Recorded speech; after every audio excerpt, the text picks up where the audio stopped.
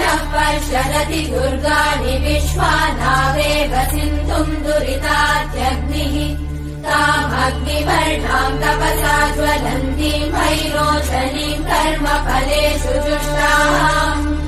दुर्गाम् देवीगुम् शरणमहम् प्रपद्ये सुतरसि तरसे नमः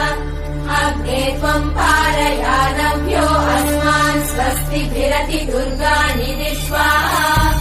पूष्य पृथ्वी बहुला न उर्वी भवातोकायतनयाय शम्योः विश्वानि नो दुर्गः जातवेदः सिन्धुन्न नावादुरितातिवर्षि अग्ने अत्रिवन्मनसा गृहाणोऽस्माकम्